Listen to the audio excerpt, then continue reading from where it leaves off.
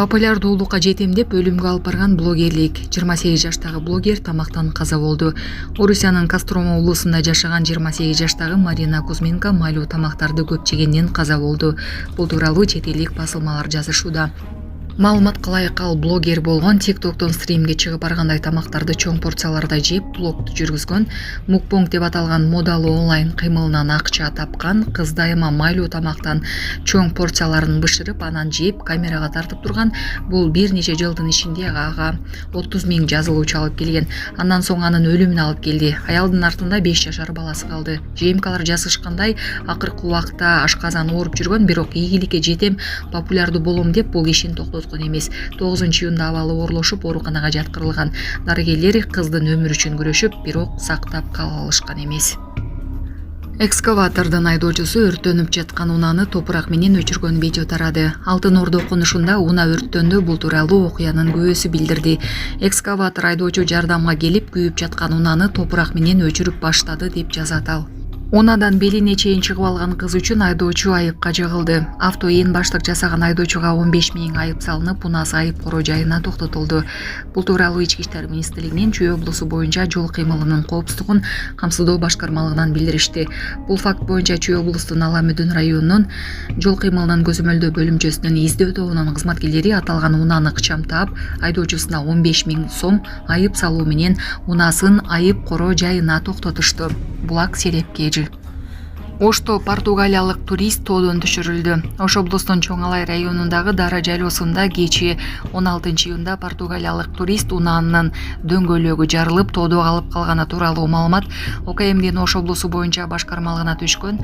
Бул тууралуу Өзгөчө кырдаалдар министрлигинен билдиришти. Куткаруу иштерин жүргүзүү үчүн Чоң Алай райондук номер 88 өрт куткаруу бөлүгүнөн 3 куткаруучу тартылып, аталган жаранды мотоцикл менен тоодон түшүрүп, Ош шаарындагы мейманканага жайгаштырган. Абалы туруктуу. Ассаламу алейкум, урматтуу кыргыз элим. Мен Кубанычбек кызы Кымбат. Мындан алдында сиздерден жардам сурап кайрылган элем. Улум Мухаммад азыркы учурда 4 жашта. Мындан 3 жыл мурун жол кырсыгынан улам башынан оор жарат алып, баса албай калган.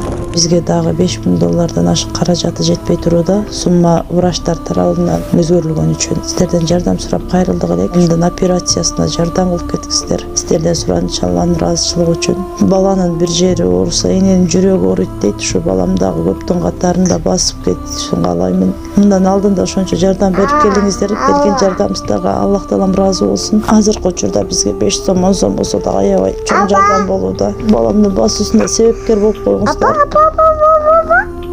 Жардамга колун сунам деген мусулман бир туугандар. Реквизит номерлер Мбанк Кымбат К деп чыгат. 3197 аягы. Ошол эле номерде деньги бар, баланс кылып салам дегендерге. Россия өлкөсүнөн котором дегендерге Сбербанк бар. Самаган деп чыгат. 0600. Өзүмдүн энем азыркы учурда Россия өлкөсүндө мигрант болуп иштеп жүрүүдө. Жардамыңыздардан Аллах таала ыраазы болсун. Буга чейинки жардамдарыңызды дагы алып жатабыз.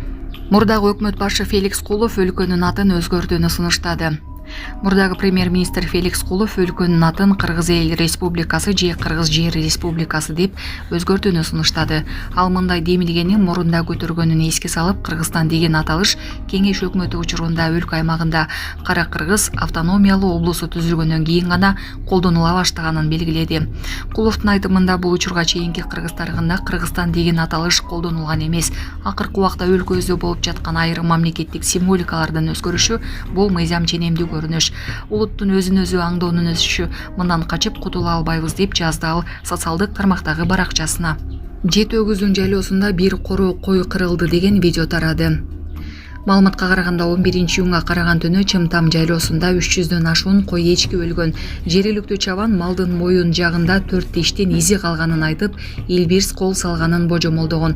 Жырткыч 2 койду жеп, 15-ин тамактаган. Калгандары бири-бирин тебелеп өлгөн айтылат. Кырылган мал атайын казылган чуңкурга санитардык талаптарга ылайык көмүлдү. Бишкекте жасалма акчаларды сатууга шектелген жаран кармалды. Бул тууралуу бүгүн 17-июнда Ички иштер министрлигинен билдиришти. Маалым болгондой аталган министрликке жасалма 50 000 акш долларын сатуу үчүн сатып алуучуларды издеп жаткан адам тууралуу маалымат келип түшкөн. Аталган факты жасалма акчаны жеп алуу кагаздарды жасоо менен кылмыш иши козголгон. Мындан аркы тергөө ыкчам иш-чаралардын жүрүшүндө Жалал Абад облусунун 2003-жылы туулган тургуну кармалган. Далил катары андан жасалма 400 акш доллар алынып, тиешелүү экспертизалар дайындалган. Алынган маалымат боюнча жасалган акчалар чет өлкөлөрдөн алынып келинген. Жасалма чет өлкөлүк валютаны мыйзамсыз сатуу фактыларын аныктоо боюнча мындан аркы иштери жүрүп жатат. Кармалган жаран Бишкек шаарынын Шиптин убактылуу кармоочу жайына киргизилди. Тергөө иштери жүрүп жатат. Булак Суперкежи.